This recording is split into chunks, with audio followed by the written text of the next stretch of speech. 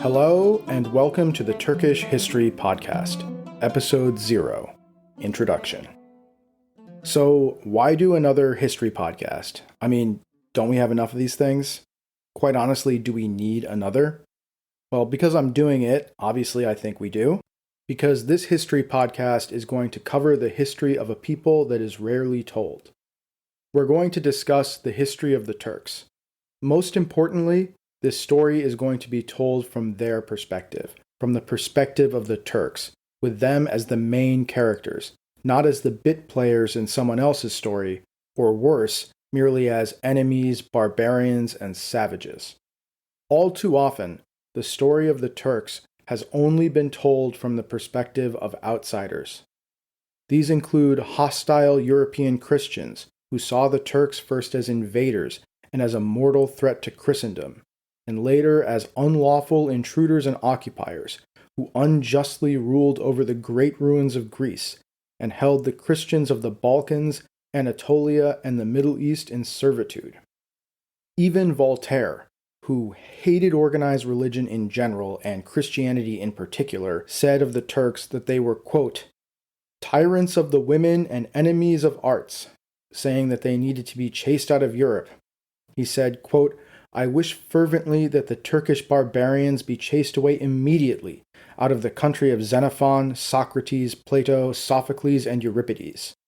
If we wanted, it could be done soon, but 7 crusades of superstition have been undertaken, and a crusade of honor will never take place. We know almost no city built by them. They let decay the most beautiful establishments of antiquity. They reign over ruins. End quote. Now, this ignorance and hostility has been a source of a great deal of Orientalist bigotry that has clouded how the history of the Turks is seen and comes down to us in the current day. And honestly, Muslim Arabs and Persians have often scarcely been kinder, seeing the Turks first as horse-riding barbarian savages from the steppes, and then after Turkic dynasties established dominion over Persia and Arab lands in India, they saw them as oppressors, unjustly ruling over the lands of truly Muslim Arabs or truly civilized Persians.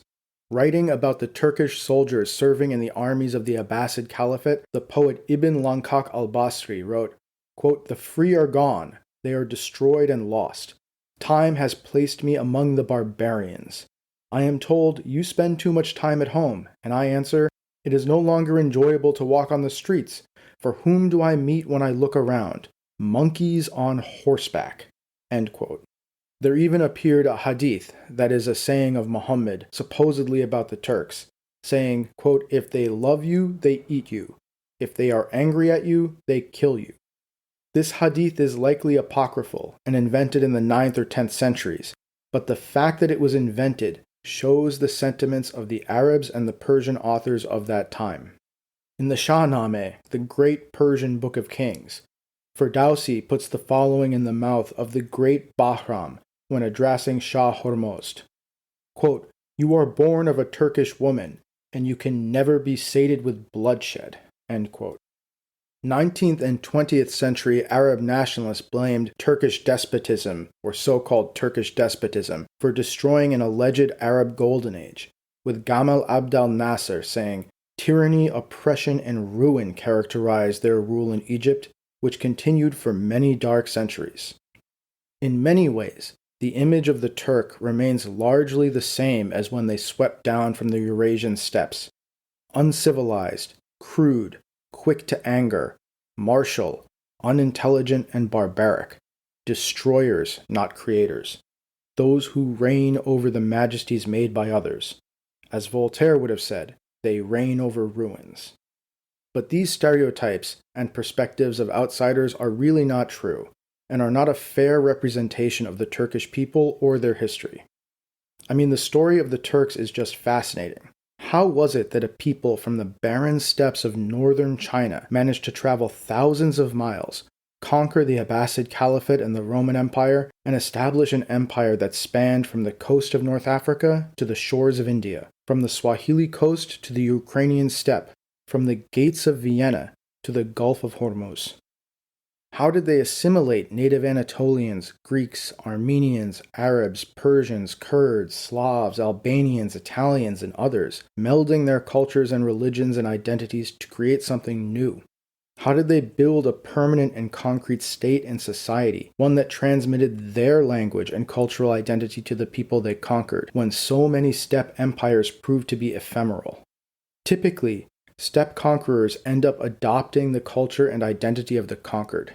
Even the descendants of Chinggis Khan, the world-conquering Mongols, became the Sinicized Yuan dynasty in China, the Turkified Golden Horde and Chagatai Khanate in Central Asia, and the Persianized Ilkhanate in Iran. Yet the reverse happened in Anatolia. The settled peoples adopted the language and the identity of their nomadic conquerors. So this podcast will attempt to cover the history of the Turkish people from their perspective. At the same time, I am emphatically not interested in doing Turkish nationalist propaganda. The people who claim that the Turks have never done anything wrong and are the font of all wisdom and civilization have a deeply biased perspective, and are often motivated by bad faith in their current-day political ideology. The modern-day nationalist ideology often distorts and perverts the events of the past, and it is all too common in Turkish popular history. The scope of this podcast is the history of the Turks of today's Turkey. To cover the history of all the Turkic peoples would be far too daunting and expansive a task. It would necessitate covering in depth the Xiongnu, the Uzbeks, the Kazakhs, the Uyghurs, the Central Asian Emirates, the Mamluks, the Mughal and Safavid empires, the Golden Horde, the Russian Tatars, the Timurids, Attila the Hun, and the Tang dynasty. Instead, we will focus on the story of the Turkish people, how they came to Anatolia, how they built and lost an empire, and then built and lost an even greater one. How they defeated the forces of the great powers and established a secular republic in a revolution that continues to reverberate around the Muslim world and the developing world. We're going to start with their emergence in the steppes of Eurasia, trace through the rise of the first and second Turkish Khanates, the history of the Oghuz and their conversion to Islam, and then move on to the Seljuks, the Beyliks of Anatolia, the Ottomans, and then, ultimately, if we ever get there, the birth of the Republic and its history. However, to do this, we need to leave the shimmering palaces on the Bosphorus, the ruins of castles in the dark mountains of the Balkans, the mausoleum of Ataturk on the wind-swept Anatolian plateau, and start far to the east, in the forests of Siberia and the wide grasslands of the Eurasian steppe.